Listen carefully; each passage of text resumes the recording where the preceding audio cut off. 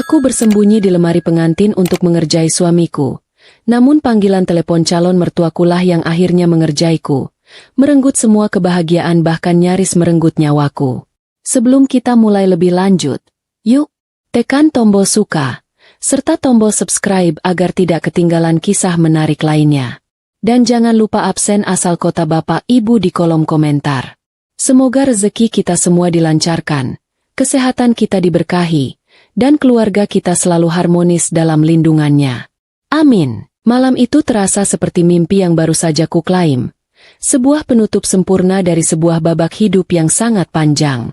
Aku berdiri sendirian di kamar suite VVIP yang menghadap langsung ke Samudra Hindia, di salah satu resort terbaik milik perusahaan almarhum ayahku. Cahaya rembulan menembus tirai linen tipis, menciptakan pola-pola perak di lantai marmer yang dingin. Gaun pengantin satin putih gading yang kukenakan terasa berat. Namun kebahagiaan yang meluap di dada membuatku tak merasakannya sama sekali. Akhirnya, aku dan Devan resmi menjadi suami istri. Kelelahan yang mendera setelah resepsi megah dengan ratusan tamu terasa hilang ditelan euforia. Aku melepaskan veil panjangku perlahan, membiarkan rambutku yang ditata rapi tergerai bebas. Aku mendekati jendela, memandang ombak yang pecah di kejauhan. Pemandangan itu luar biasa, sama luar biasanya dengan sosok Devan yang kunilai sebagai pria paling sempurna di dunia. Tampan, cerdas, dan yang paling penting, mampu menjadi sandaran kuat bagiku setelah kepergian kedua orang tuaku. Dia adalah segalanya, imam yang kuharapkan untuk memimpin sisa hidupku.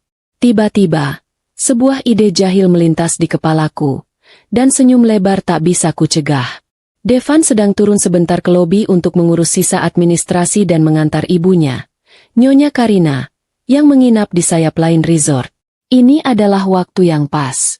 Aku tidak mau menyambut suamiku dengan duduk manis dan gugup di tepi ranjang seperti pengantin perempuan pada umumnya. Aku ingin memberinya kejutan, membuatnya bingung selama beberapa detik yang lucu, sebelum aku melompat dan memeluknya. Aku ingin membuat memori pertama kami di kamar ini menjadi sedikit gila dan tak terduga. Mataku menyapu ruangan mencari tempat persembunyian paling ideal yang ada. Tempat tidur terlalu jelas. Di balik gorden? Terlalu klise. Pandanganku akhirnya jatuh pada walk-in closet berukuran besar yang berada di sudut kamar. Lemari itu dibuat khusus, setinggi plafon, dengan lapisan kayu cedar wangi yang mewah. Lemari itu cukup besar untuk menampung 5 orang. Apalagi cuma aku yang bertubuh mungil ini. Aku bahkan bisa memuat 1 buah sepeda motor di dalamnya. Pikirku sambil terkikik. Dengan hati-hati, aku mengangkat gaun pengantin yang berat itu, bergerak jinjit seolah sedang melakukan operasi rahasia. Aku melangkah memasuki bilik lemari, menyelinap di antara deretan jas Devan dan beberapa gaun malamku yang sudah disiapkan. Aroma maskulin Devan menyeruak, bercampur dengan bau kulit mahal dari tas-tas tangan yang tersimpan di rak atas. Aku sengaja membiarkan pintu lemari terbuka selebar sedikit retakan kecil, cukup untuk mengintip ke dalam kamar. Pasti dia akan panik mencariku. Batinku senang.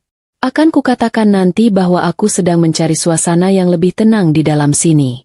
Aku berdiri mematung di antara mantel tebal, menyerap setiap suara dan menahan napas. Jantungku berdetak kencang. Bukan karena takut, melainkan murni karena adrenalin dan kegembiraan. Aku membayangkan wajah Devan yang bingung, tangan besarnya menggaruk kepala, lalu matanya yang teduh menangkapku di balik celah pintu. Sungguh momen yang lucu. Aku sudah siap untuk melompat keluar kapan saja, lalu memprotesnya karena meninggalkanku sendirian begitu lama. Keheningan melingkupi kamar selama beberapa menit yang terasa lama. Hanyut dalam lamunan. Aku bahkan hampir lupa tujuan utamaku. Tiba-tiba, telingaku menangkap bunyi kartu akses ditempelkan pada pintu utama kamar suite. Lampu indikator di gagang pintu berbunyi bip pelan, diikuti suara tuas pintu yang ditarik. Aku tersenyum lebar di balik persembunyianku. Sudah datang, sayang. Aku bersiap-siap. Langkah kaki terdengar memasuki ruangan. Langkah itu terdengar tegas, berat, dan berirama. Namun, ada sesuatu yang aneh. Langkah itu terlalu cepat. Tidak seperti langkah kaki Devan yang selalu santai dan tenang. Langkah itu juga berhenti mendadak tepat di tengah ruangan. Mungkin dia terkejut karena tidak melihatku di mana-mana. Pikirku. Aku mengintip dari celah kecil itu, berusaha menangkap siluetnya. Seketika, tubuhku membeku. Sosok yang berdiri membelakangi pintu kamar itu bukanlah Devan. Itu adalah Nyonya Karina, ibu mertuaku. Aku terkesiap, namun berhasil membekap mulutku sendiri. Kenapa ibu di sini? Bukankah Devan sudah mengantarnya? Rasa antusiasme di dadaku seketika menguap, digantikan oleh rasa bingung dan sedikit cemas. Aku tidak bisa melompat keluar sekarang. Itu akan jadi kejutan yang sangat canggung dan tidak lucu. Aku memilih diam, berharap Nyonya Karina hanya mengambil sesuatu, lalu segera pergi. Nyonya Karina berdiri di tengah kamar, mengenakan gaun malam yang mewah, namun wajahnya tampak tegang dan rahangnya mengeras. Sangat berbeda dari ekspresi ramah dan keibuan yang ia tunjukkan sepanjang resepsi tadi. Ia mengeluarkan ponselnya yang berukuran besar, lalu menekan tombol loudspeaker dengan gerakan cepat dan kasar. Jantungku berdebar lebih kencang. Ia mulai berbicara. "Sudah kutangani," kata Nyonya Karina dengan nada suara rendah, tajam, dan sama sekali asing di telingaku. Devan mengurus administrasi dan mengira aku sudah diantar pulang. Sempurna. Suaranya terdengar sangat tergesa-gesa, seperti seseorang yang sedang dikejar waktu dan bahaya. Dari lubang intipan, aku melihat Nyonya Karina berjalan menuju sofa bludru mahal di sudut ruangan, menjatuhkan dirinya ke bantal dengan desahan berat. Aku muak dengan semua drama kemesraan dan senyum palsu ini. Lanjutnya, nadanya kini dipenuhi kejijikan yang begitu nyata. "Kau tahu, butuh tenaga ekstra untuk berpura-pura menyayangi gadis yatim piatu yang menyedihkan itu di depan umum." Aku membeku di dalam lemari. Gadis yatim piatu yang menyedihkan? Jelas sekali dia membicarakan diriku. Aku harus berjuang sekuat tenaga agar tidak mengeluarkan suara sedikit pun. Kedua tanganku terkunci erat di depan mulutku, menahan napas. Tentu saja aku yakin. Nyonya Karina membentak suara di seberang telepon. Suara orang di seberang sana sangat pelan dan berdesis, hampir tidak terdengar olehku, tapi aku bisa menangkap nada otoritas dari orang itu. "Gadis itu sudah meminum pilnya hari ini, persis seperti dosis yang kau berikan. Sekarang tinggal menunggu waktunya saja. Dalam 3 bulan, saat ia mulai meracau di depan publik, kita akan mengajukan permohonan ketidakmampuan mentalnya ke pengadilan." Aku merasa darahku mengalir deras ke kepala, membuatku pening. "Pil apa? Ketidakmampuan mental?" Nyonya Karina tertawa. Tawa yang kering dan mengerikan. "Jangan khawatir. Begitu hak perwaliannya jatuh ke tangan Devan, yang otomatis berarti jatuh ke tangan kita, dia akan dikirim ke panti. Kita akan memastikan dia tidak mengganggu sisa hidup kita. Ingat, kekayaan Pramana Resort bukan main-main. Ini adalah tiket kita keluar dari lilitan utang besar di Singapura." Aku merasakan kakiku lemas. Sekujur tubuhku terasa dingin membeku. Kata-kata itu, setiap kata yang keluar dari mulut wanita yang baru beberapa jam lalu tersenyum manis memelukku, menghantamku seperti bongkahan es. "Masalah Devan, serahkan saja padaku," kata Nyonya Karina, kini terdengar lebih santai, seolah pembicaraan ini adalah hal yang wajar. "Dia hanya alat. Begitu semua aset dikuasai dan kita berhasil melunasi utang, kita akan menceraikannya. Devan sudah tahu risiko ini sejak awal. Dia akan mendapatkan bagian yang pantas dari kebohongan ini. Setelah itu, dia bisa pergi kemanapun dia mau." Semua gambaran romantis yang kubangun tentang pernikahanku hancur berkeping-keping. Devan, suamiku, adalah alat. Pernikahan ini, sumpah suci yang diucapkan di depan Tuhan, hanyalah sebuah skenario penipuan. Mereka menginginkan Pramana Resort, seluruh warisan yang dibangun ayahku dengan darah dan keringat. Mereka merencanakan kehancuranku, merencanakan untuk membuatku menjadi gila. Tiba-tiba, suara di seberang telepon meninggi, sedikit lebih jelas dan menuntut. Nyonya Karina terdiam sejenak. Wajahnya pucat. "Tenanglah. Aku sudah bilang. Aku mengurusnya." Nyonya Karina berbisik tajam. Matanya melirik ke arah pintu kamar mandi, seolah takut ada yang mendengar. "Kecelakaan ayah Risa? Itu sudah lama berlalu. dan semua bukti sudah musnah di lautan. Polisi menutup kasusnya sebagai kecelakaan kapal tunggal. Tidak ada yang akan curiga lagi. Kau terlalu panik.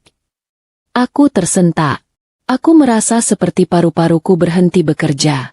Bukan pil pemicu kegilaan, bukan perampasan harta, tetapi pembunuhan berencana terhadap ayahku. Ayahku, yang selalu kukira meninggal karena murni kecelakaan kapal, ternyata dibunuh oleh wanita yang kini berdiri beberapa meter di depanku. Darahku mendidih, dan seketika rasa takutku menguap, digantikan oleh luapan amarah yang begitu dahsyat. Aku nyaris berteriak. Nyaris menerjang keluar dari lemari. Aku ingat kata-kata Nyonya Karina. Kecelakaan kapal tunggal. Ya, itu adalah kesimpulan polisi. Kesimpulan yang selalu kusangkal dalam hati. Sekarang aku tahu. Ayahku tidak meninggal karena ombak. Dia meninggal karena keserakahan wanita ini dan anaknya, yang kini sudah sah menjadi suamiku. Nyonya Karina menutup telepon dengan gerutuan keras, lalu menghela napas panjang. Ia mengambil tas tangannya di atas sofa, lalu berjalan menuju pintu keluar. Dasar pria tidak sabaran, gumamnya kesal. Padahal kita sudah sedekat ini dengan garis akhir. Bunyi pintu tertutup dengan pelan membuat ruangan kembali hening. Aku bisa mendengar suara ombak di luar. Suara yang tadinya menenangkan kini terasa mencekik.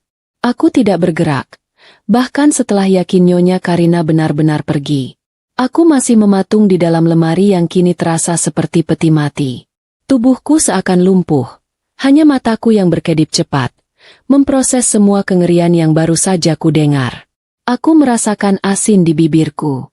Aku menangis, tanpa suara, menangis tanpa isak. Ini bukan air mata kesedihan, melainkan amarah dan pengkhianatan yang tak terlukiskan. Gaun pengantin yang seharusnya membawa kebahagiaan kini terasa seperti kain kafan, membungkus tubuhku dalam kesakitan yang dingin. Aku adalah target, dan suamiku adalah jebakan.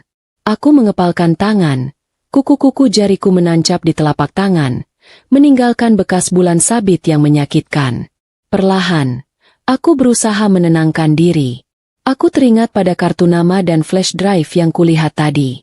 Aku meraba-raba rak di bawah, mencari benda-benda kecil itu. Tanganku berhasil meraih sebuah kartu nama tebal berwarna hitam, terasa dingin dan kaku di jari-jariku. Aku memejamkan mata sejenak, mengumpulkan kembali sisa-sisa keberanianku. Aku tahu, jika aku keluar sekarang dan melakukan konfrontasi, aku akan kalah. Aku akan dituduh histeris dan segera dikirim ke panti. Aku harus bermain cerdas. Aku harus menjadi aktris yang lebih baik dari Nyonya Karina.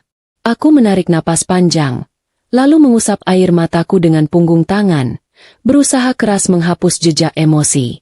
Aku akan memberikan yang mereka mau. Aku akan menjadi istri yang rapuh, lemah, dan mulai kehilangan kewarasan. Aku akan membiarkan mereka merasa menang. Aku harus keluar dari lemari ini. Aku harus bertemu suamiku, sang penipu, dan berakting seolah-olah aku adalah Risa yang paling bahagia di dunia. Pintu masa lalu telah tertutup, dan di balik pintu itu, perang telah dimulai. Dan kali ini, aku akan memastikan aku yang menang. Aku akan membalaskan dendam ayahku. Aku keluar dari lemari itu seolah baru saja bangkit dari kuburanku sendiri. Pintu kayu cedar yang kutinggalkan terbuka sedikit itu kini terasa seperti pintu jebakan yang hampir merenggut nyawaku. Udara di dalam kamar suite itu, yang tadinya terasa romantis, kini beraroma pengkhianatan dan kematian. Aku berdiri kaku, berusaha menstabilkan napas dan detak jantungku yang masih berpacu tak karuan. Aku harus segera menyusun kembali topeng kebahagiaan yang baru saja hancur. Tiba-tiba, sebuah suara serak dan tegas memecah keheningan di kamar yang gelap itu. Jangan khawatir. Aku sudah mengunci semua jalur komunikasi Nyonya Karina dari sini. Suara itu berasal dari sudut ruangan, di balik sofa besar tempat Nyonya Karina duduk tadi. Aku terperanjat. Jantungku nyaris copot untuk kedua kalinya dalam malam yang sama. Aku menoleh cepat. Mataku menyipit di tengah pencahayaan temaram. Siapa lagi ini? Apakah masih ada komplotan lain? Aku langsung merasa terancam. Amarahku seketika kembali ke rasa takut yang mencekik. Dari balik sofa, perlahan bangkit seorang pria. Dia tinggi, berpostur tegap, mengenakan kemeja gelap dan topi baseball yang sedikit menutupi wajahnya. Dia terlihat seperti bayangan yang tiba-tiba mengambil bentuk fisik. Dia menatapku dengan mata yang tajam dan serius, bukan tatapan mesum atau mengancam, melainkan tatapan yang penuh perhitungan. Dia tidak mendekat, menjaga jarak, seolah menghormati ruang pribadiku. "Aku Bima," katanya. Suaranya pelan namun terdengar berwibawa, persis seperti nama yang tertera di kartu nama yang kugenggam. Aku yang meninggalkan pesan itu di lemari. Aku menggenggam erat kartu nama yang ada di tanganku. Rasa dingin logamnya memberiku sedikit pijakan pada realitas. Pikiranku bekerja keras mencoba memahami situasi. Kenapa ada orang asing di kamar pengantinku? Dan kenapa dia seolah tahu semua yang baru saja terjadi? Apakah dia mendengar percakapan Nyonya Karina juga? "Kamu siapa?" desisku. Suaraku parau, hampir tidak terdengar. Aku merasa sangat bodoh berdiri di sana dengan gaun pengantin mahal. Tampak seperti boneka yang baru dihidupkan. Bima tidak menjawab dengan kata-kata, melainkan dengan gerakan cepat dan efisien. Dia mengeluarkan ponselnya, menekan beberapa tombol, dan suara yang sangat kukenal, suara serak Nyonya Karina yang penuh kebencian, kembali mengalun, persis seperti yang kudengar di dalam lemari tadi. Semua bukti sudah musnah di lautan. Polisi menutup kasusnya sebagai kecelakaan kapal tunggal. Tubuhku kembali lunglai, tapi kali ini aku tidak jatuh. Bima mematikan rekaman itu, menatapku lurus. "Aku sudah mengawasi Nyonya Karina dan Devan sejak sebulan sebelum pernikahan kalian. Aku bekerja untuk ayahmu." Kalimat itu menamparku. "Ayahku?" Bima menjelaskan bahwa almarhum ayah sudah mencium gelagat aneh Nyonya Karina saat negosiasi bisnis terakhir mereka. Ayah menugaskan Bima untuk menyelidiki, namun takdir keburu menjemputnya. Bima hanya bisa mengamankan beberapa jalur komunikasi dan berjanji akan menjagaku dari jauh. Aku adalah satu-satunya yang tersisa dari keluarga besar Pramana. "Aku di sini bukan untuk merampokmu, Risa," kata Bima, menggunakan namaku dengan cara yang terasa aneh dan intim, seperti dia sudah mengenalku lama. "Aku di sini untuk memberimu pilihan terakhir."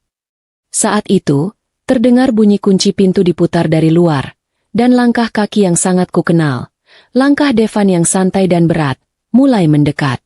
Jantungku mencelos. Waktu kami habis. Bima bergerak cepat ke arah balkon kamar. Ia menarik tirai linen tebal di depan pintu geser kaca, lalu membalikan badannya menghadapku. Aku melihat bekas luka tipis di pelipis kirinya, membuat wajahnya tampak semakin tegas dan misterius. "Dengarkan baik-baik," bisik Bima. Suaranya kini mendesak, hampir tanpa napas. "Kamu punya dua opsi sekarang. Opsi pertama, kamu teriak, kamu buat keributan. Kamu konfrontasi dia sekarang juga. Tunjukkan semua amarahmu di malam pernikahanmu ini. Tapi dia akan memutarbalikkan fakta. Dia akan bilang kamu histeris karena terlalu lelah. Rencana mereka untuk membuatmu terlihat gila akan dimulai malam ini juga. Tanpa ada yang percaya padamu.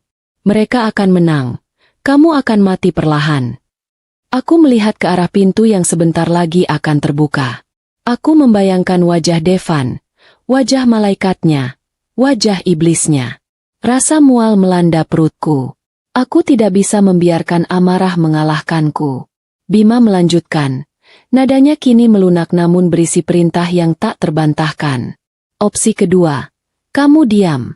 Hapus air matamu. Pasang topeng terindah yang kamu punya. Berpura-puralah tidak ada yang terjadi. Sambut suamimu. Tidurlah di sebelahnya. Biarkan dia merasa menang. Tapi ingat, kamu tidak boleh menyentuh satupun vitamin yang Nyonya Karina berikan. Sementara itu, aku akan membantumu.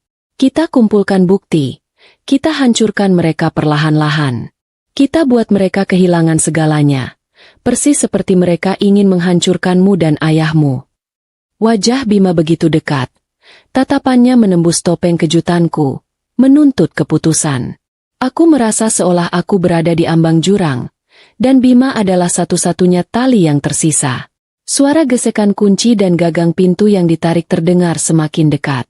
Devan sudah di depan mata. Pilih sekarang, Risa. Desak Bima untuk terakhir kalinya. Terjatuh dan kalah, atau diam dan menang. Aku menatap Bima. Pria asing yang baru kutemui ini telah menyelamatkan nyawaku, menyelamatkan kehormatan ayahku. Aku tidak tahu apakah aku bisa mempercayainya. Tapi aku tahu aku tidak bisa mempercayai orang yang akan masuk ke kamar ini sebentar lagi. Aku teringat wajah ayahku, perusahaan yang dibangunnya. Aku tidak boleh membiarkan parasit itu mengambilnya. Aku menarik napas panjang, sangat panjang, mengumpulkan semua kekuatan yang tersisa di jiwaku.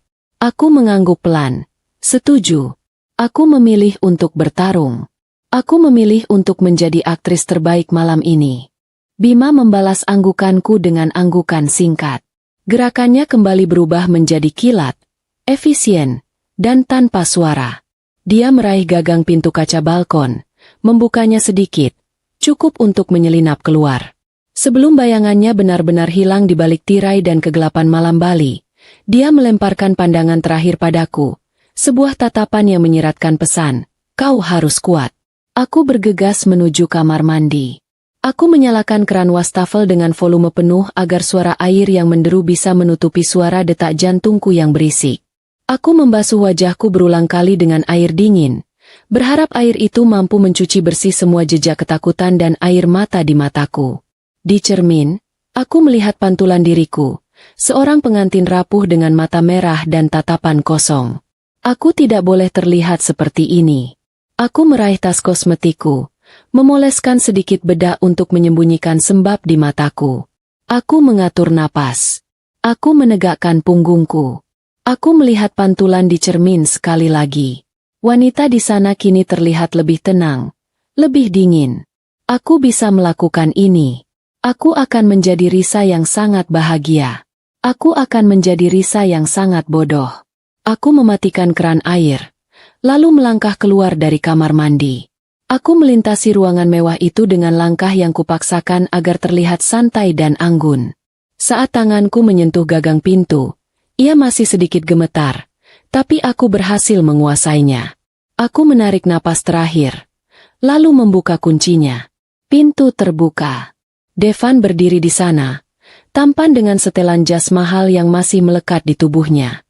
Ia tersenyum lebar, senyum yang memamerkan deretan gigi putih yang rapi. Senyum yang selama 2 tahun ini kupikir tulus. Senyum yang kini terasa seperti tawa iblis di telingaku. "Sayang, kenapa dikunci?" Goda Devan. Suaranya penuh kasih sayang yang dibuat-buat, persis seperti yang Nyonya Karina bilang. "Kamu ganti baju, ya? Aku kira kamu ketiduran." Aku memaksakan seulas senyum paling manis yang bisa kubentuk. Rasanya otot-otot di wajahku berontak. "Maaf, Mas," kataku. Suaraku terdengar sedikit parau, tapi aku mencoba membuatnya terdengar seperti suara lelah, bukan suara habis menangis. Aku ke kamar mandi sebentar. Lupa kalau Mas sudah kembali.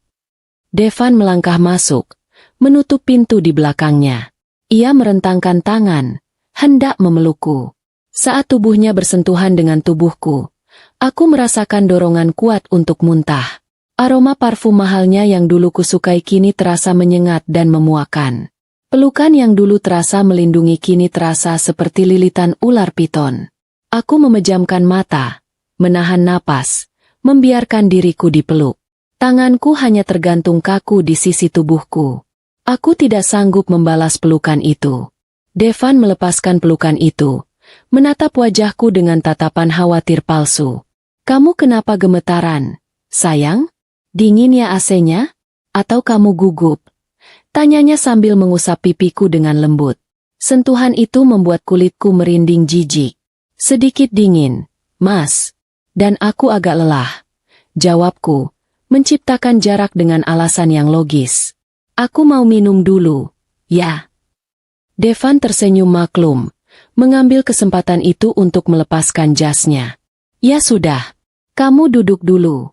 Aku ganti baju dulu. Gerah banget pakai ini seharian." Aku berjalan menuju sofa, dan mataku terpaku pada satu benda. ponsel Devan tergeletak di meja samping tempat tidur. Layarnya menyala karena ada notifikasi masuk. Dalam 1/1000 detik, aku melirik Devan yang sedang membelakangiku, berjalan ke arah lemari tempat aku bersembunyi tadi. Jantungku kembali berdebar ngeri. Devan membuka pintu lemari yang kini kosong tanpa jejak Bima. Sementara Devan sibuk di lemari, aku memberanikan diri mendekat ke meja. Jaraknya hanya beberapa langkah. Di layar ponsel yang menyala itu, terpampang jelas sebuah pesan dari kontak yang tertulis, Mama Karina. Isi pesannya berbunyi, kerja bagus, Devan. Ratu harta sudah di tangan. Jangan lupa dosis besok pagi. Dan jangan sentuh dia, nanti dia curiga. Aku memundurkan langkahku. Ratu harta. Begitu mereka memanggilku. Api amarah di dadaku kini mendidih. Tapi aku ingat kata-kata Bima, diam dan menang. Aku memasang kembali topeng polosku tepat saat Devan berbalik, mengenakan kaos santai. Ada apa, sayang? Tanya Devan sedikit waspada, segera meraih ponselnya. Aku mengangkat wajah, memasang ekspresi datar. Enggak, Mas. Cuma nyala sebentar tadi. Mungkin notifikasi bisnis. Devan mengecek ponselnya, dan aku bisa melihat perubahan mikro di wajahnya saat membaca pesan dari ibunya. Ada sedikit senyum licik yang coba ia sembunyikan sebelum ia buru-buru memasukkan ponsel itu ke saku celananya. Oh, iya. Biasa. Ada urusan mendesak. Kilahnya santai.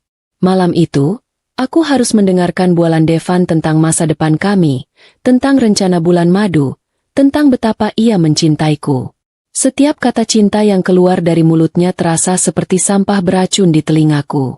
Aku harus menahan diri, memejamkan mata, dan berharap malam itu cepat berlalu.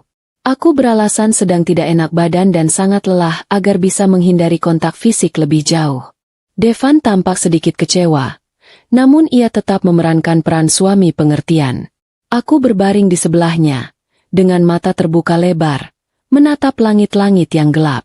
Aku tidak bisa tidur sedetik pun. Di kegelapan itu, aku meraba-raba bantal sofa di dekatku, mencari Bima, berharap pria itu masih ada di sana. Tanganmu menyentuh kartu nama hitam itu. Aku meraihnya, menyembunyikannya di balik genggaman tanganku. Aku harus menunggu fajar tiba. Begitu matahari mengintip dari balik tirai, aku tahu, perang akan dimulai. Aku, Risa, si ratu harta yang mereka remehkan, akan menjadi mimpi buruk terbesar mereka. Fajar menyingsing di Bali, membawa serta warna jingga keemasan yang seharusnya terasa damai, tetapi bagiku, pagi itu terasa dingin dan berlumuran kebohongan. Aku tidak tidur sama sekali. Di sebelahku, Devan mendengkur halus, tidur pula seolah dia adalah suami paling setia di dunia.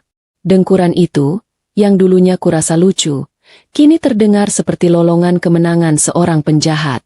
Aku menunggu dengan sabar hingga Devan bangun. Saat ia bangkit dan berjalan ke kamar mandi, aku segera meraih kesempatan itu.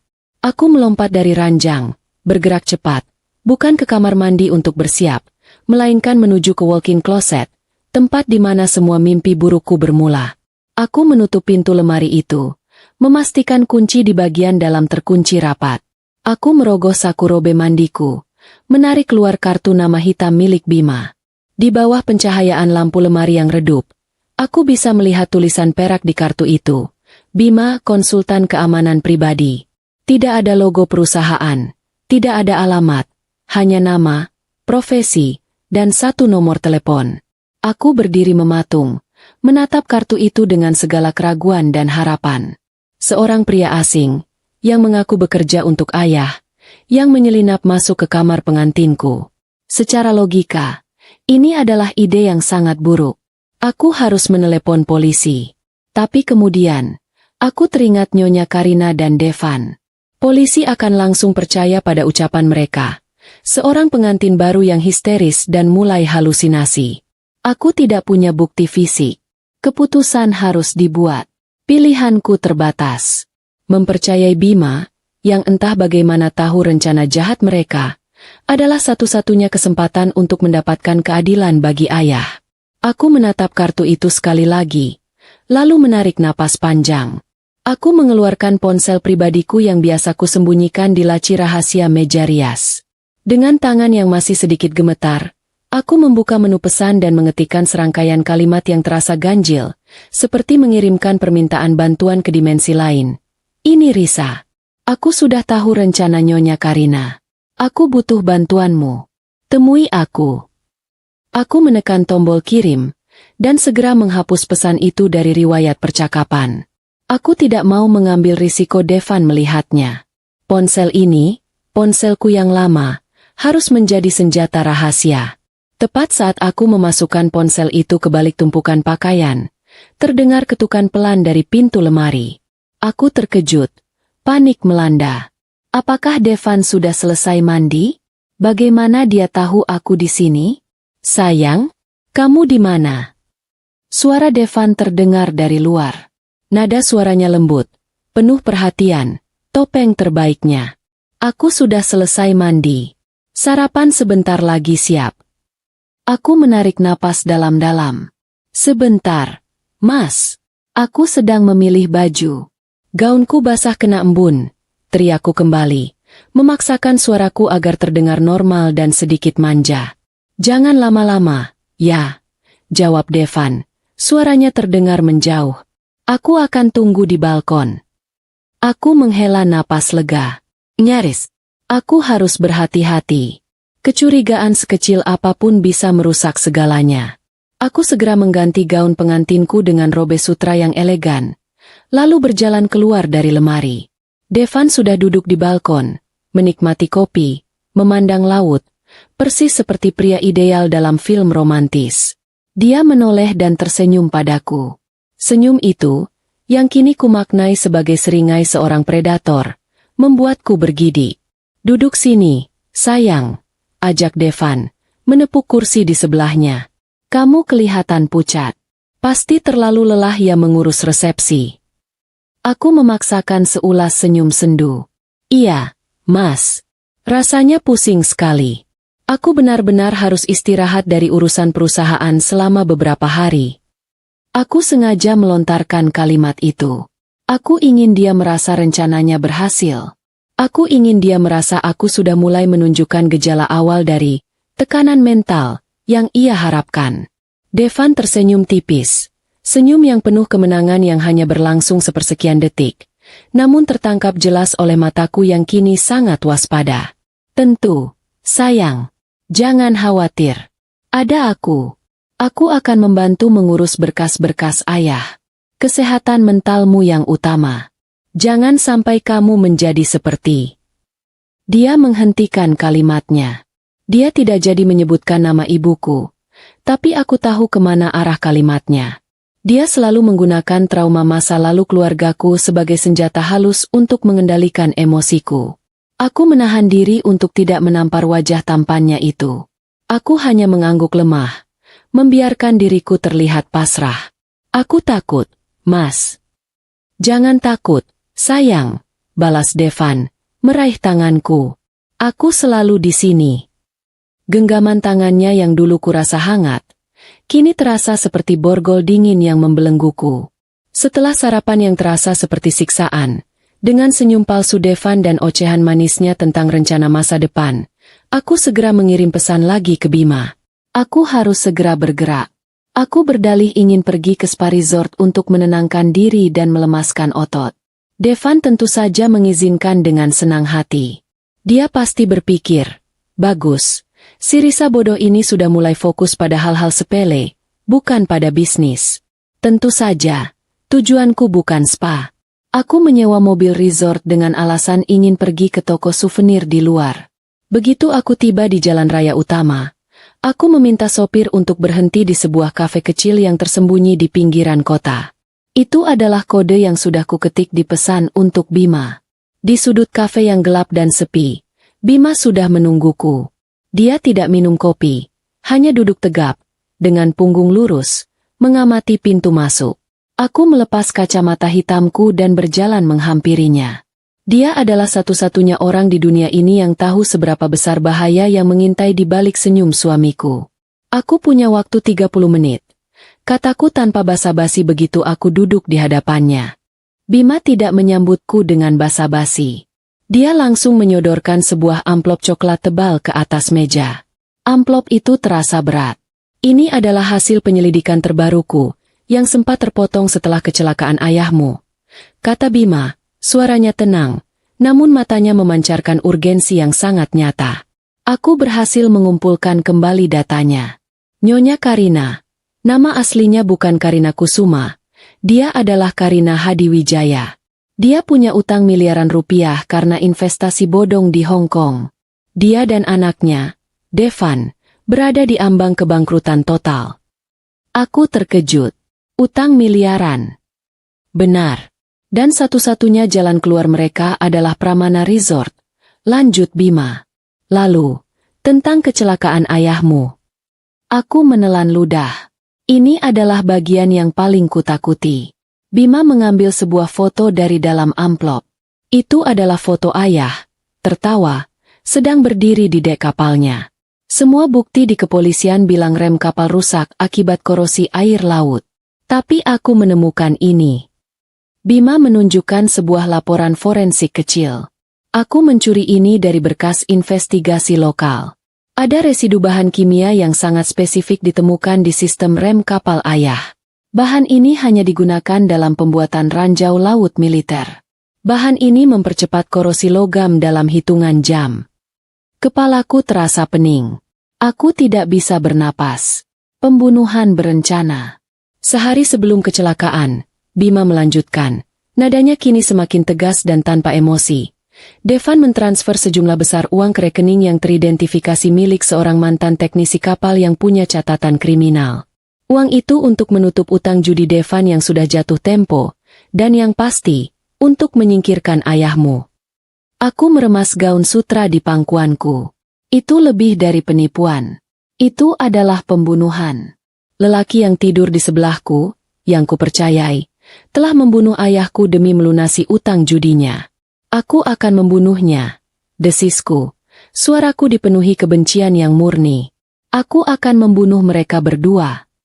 Bima menatapku dengan sorot mata dingin. Itu yang mereka mau, Risa. Kalau kamu membunuh mereka, kamu yang masuk penjara. Mereka akan tetap menang.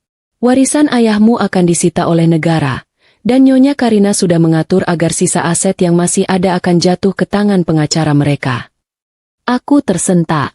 Aku sadar Bima benar. Aku tidak boleh membiarkan amarah mengalahkanku. Lalu, apa rencanamu?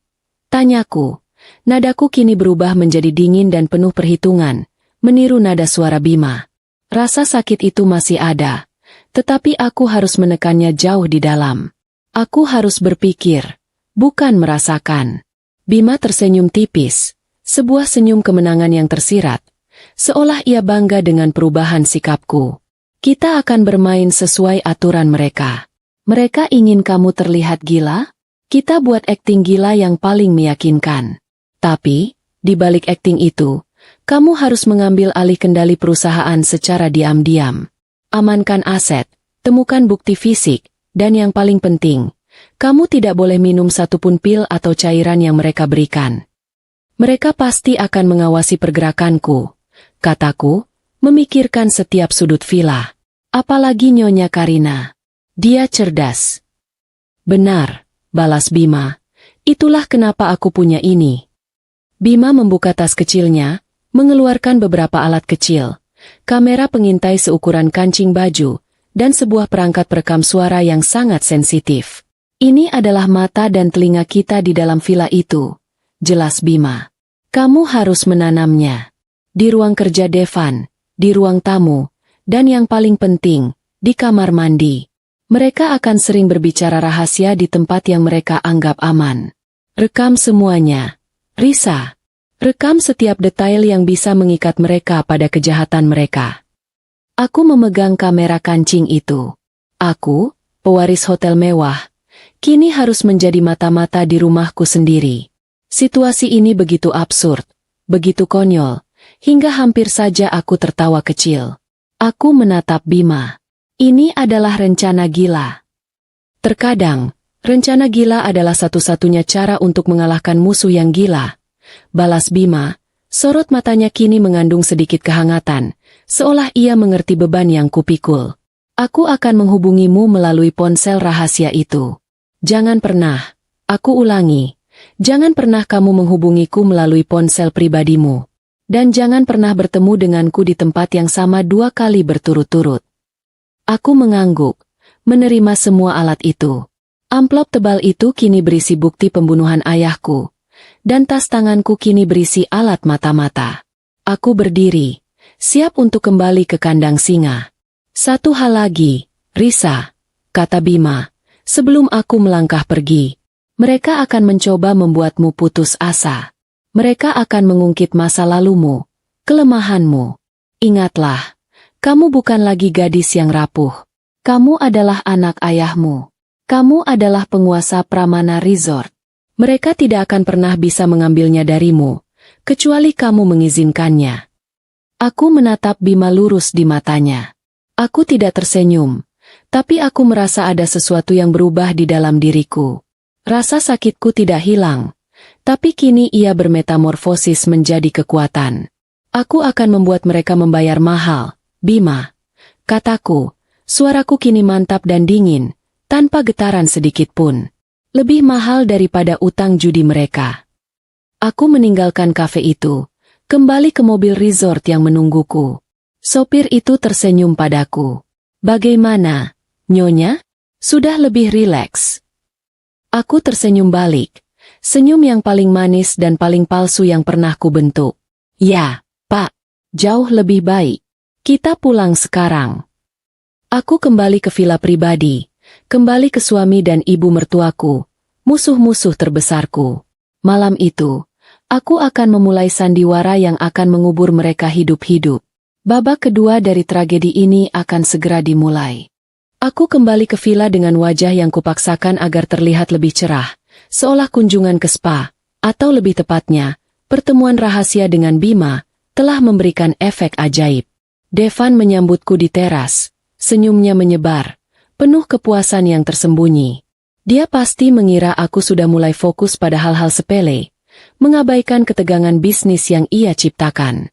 Kamu terlihat lebih segar, sayang, kata Devan, mengusap pipiku dengan ibu jarinya. Aku menahan diri untuk tidak membuang muka. Sentuhannya kini terasa menjijikkan, kotor, dan penuh rencana busuk. Aku hanya membalasnya dengan senyum tipis, menunjukkan sedikit kelelahan yang tersisa. Aku harus bergerak cepat sebelum Nyonya Karina kembali atau Devan mulai mencurigai gerak-geriku. Sambil berbasa-basi tentang pemandangan laut, aku menyelinap ke kamar mandi utama. Itu adalah tempat pertama yang harus kujadikan markas pengintaian.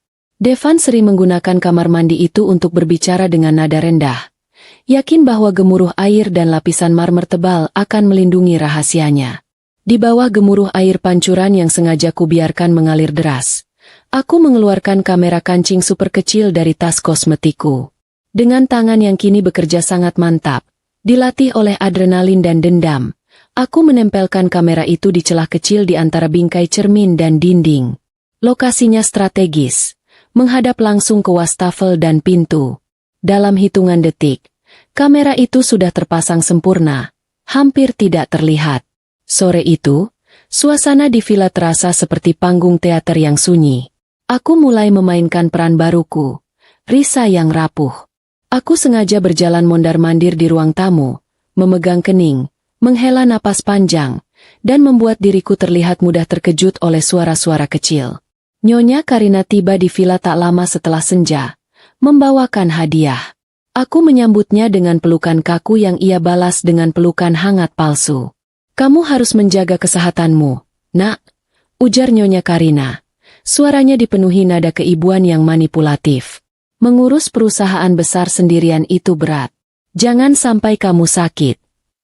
Dia menyodorkan sebuah kotak kecil yang dibungkus cantik. Di dalamnya, terdapat botol kaca berisi pil-pil berwarna biru muda. Ini vitamin penenang khusus. Resep herbal dari dokter terbaik di Singapura. Minum 1 butir setiap pagi sebelum sarapan. Ini akan menenangkan sarafmu dan mencegah stres berlebihan. Aku menatap botol itu. Vitamin penenang khusus. Aku tahu persis apa isi benda itu. Racun pemicu halusinasi. Aku harus menelan jijiku. Terima kasih, Bu, kataku, memaksakan senyum tulus yang paling memelas. Ibu sangat perhatian. Nyonya Karina tersenyum puas. Senyum itu seolah berkata, umpanku berhasil. Dia tidak tahu bahwa aku kini memegang kendali atas permainan ini. Malam itu, setelah makan malam, aku menunggu hingga Devan dan Nyonya Karina sibuk di ruang kerja, membahas berkas-berkas ayah yang kini terasa begitu najis di tangan mereka. Aku menyelinap ke kamar, lalu mengeluarkan ponsel rahasia. Dengan perasaan campur aduk, aku membuka aplikasi yang Bima install di ponsel itu. Layarnya menunjukkan tayangan langsung dari kamera kancing di kamar mandi. Gambar Nyonya Karina dan Devan tidak ada, tetapi suaranya sangat jelas. Aku bisa mendengar mereka berbicara di ruang kerja. Suaranya sedikit redam, namun semua kata-katanya tertangkap. Pil itu harus diminumnya teratur, Devan. Suara Nyonya Karina terdengar tegas. Dosisnya sudah cukup tinggi. Dalam 2 minggu, dia pasti akan mulai melihat bayangan. Pastikan dia melihatmu sebagai pahlawan yang merawatnya, bukan musuh. Tentu, Ma, jawab Devan. Nadanya kini dingin dan serak. Tak ada lagi kemanisan yang ia tunjukkan padaku. Aku akan memastikannya. Tapi bagaimana dengan aset likuidnya? Aku butuh dana segar untuk melunasi utangku di Jakarta. Aku tidak bisa menunggu 3 bulan. Aku mengepalkan tangan, mendengar suaraku sendiri terengah-engah. Mereka begitu tergesa-gesa dan serakah. Kabar baiknya, keserakahan mereka akan menjadi kejatuhan mereka. Keesokan paginya, aku bangun lebih dulu. Devan masih tidur pulas. Aku mengambil 1 butir pil biru muda dari botol, vitamin, yang kuberikan Nyonya Karina. Pil itu terasa hangat dan jahat di telapak tanganku. Aku berjalan menuju wastafel, tempat dispenser air minum kemasan berada. Devan pasti akan mengawasiku, bahkan dari tempat tidur. Dia ingin memastikan aku menelan pil itu. Aku mengisi gelas dengan air, lalu berpura-pura menelan pil itu dengan susah payah. Aku meneguk air, menahan pil itu di bawah lidahku. Aku lalu berjalan ke balkon, menikmati udara pagi yang sejuk, pura-pura menghirup kesegaran. Ketika aku yakin Devan sudah kembali memejamkan mata, aku bergegas ke kamar mandi. Aku meludahkan pil biru itu ke dalam tisu, menggulungnya rapat, dan menyembunyikannya di antara sampah kertas di keranjang. Lalu, aku berjalan ke pot tanaman lidah mertua yang ada di sudut kamar mandi. Aku menuangkan air di gelas itu ke pangkal tanaman. Kasihan, sebentar lagi kamu akan keracunan, tapi setidaknya bukan aku, pikirku getir. Devan bangun tak lama kemudian, dan seperti yang kuduga, hal pertama yang ia tanyakan adalah, "Sudah minum vitaminnya, sayang?" Aku tersenyum lembut. "Sudah, Mas. Rasanya agak pahit. Tapi aku harus sehat, kan?" Devan mencium keningku. Senyumnya kini jauh lebih lebar, penuh kelegaan yang mengerikan. "Tentu saja, sayang. Itu obat yang bagus." Aku membiarkan hari-hari berikutnya berlalu dalam sandiwara yang melelahkan. Aku berpura-pura sering lupa meletakkan kunci, membuat catatan kecil yang aneh di buku harianku, yang kutahu pasti akan dibaca oleh Nyonya Karina, dan sering mengeluh tentang sakit kepala yang hebat. Aku bahkan memasukkan sedikit humor untuk menjaga kewarasanku di tengah situasi yang begitu absurd ini. Suatu pagi, saat Devan sedang sibuk berpakaian di depan cermin, aku sengaja menunjuk ke arahnya dengan wajah bingung. Mas lupa pakai celana, ya?" Kataku dengan nada cemas yang dibuat-buat. Devan langsung menunduk panik melihat celananya. Padahal ia mengenakan celana jeans dengan sempurna. Aku tertawa kecil. Tawa yang langsung kubah menjadi batuk-batuk kecil yang histeris. Devan, yang tidak sadar bahwa aku sedang mengolok-oloknya, langsung berlaga panik. "Ya Tuhan, sayang, kamu kenapa? Kamu lihat apa?" Katanya sambil memelukku erat.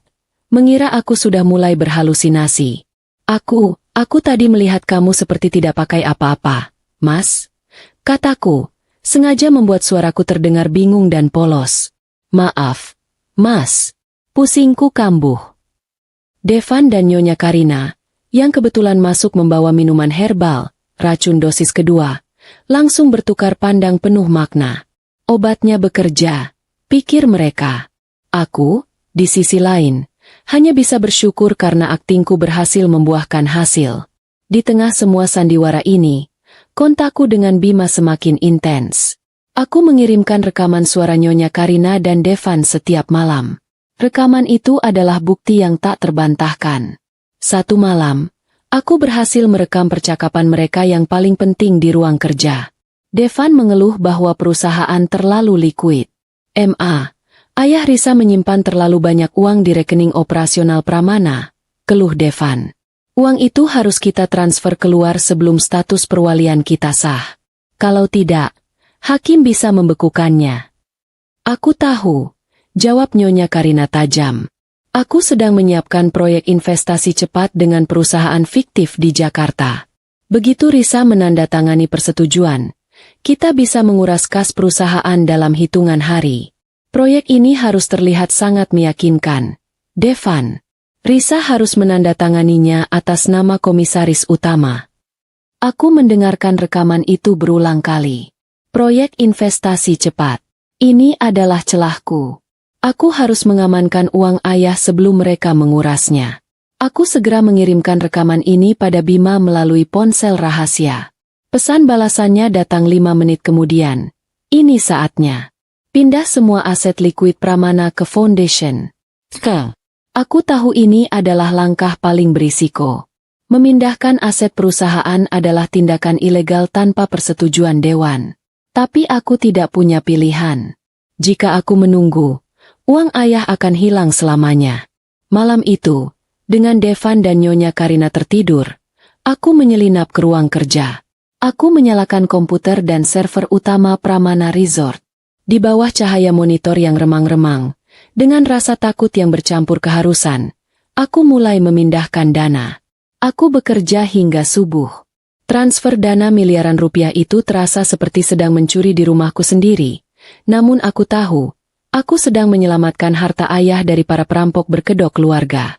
Begitu transfer terakhir selesai, aku mematikan semua sistem, menghapus jejak, dan kembali ke kamar tidur.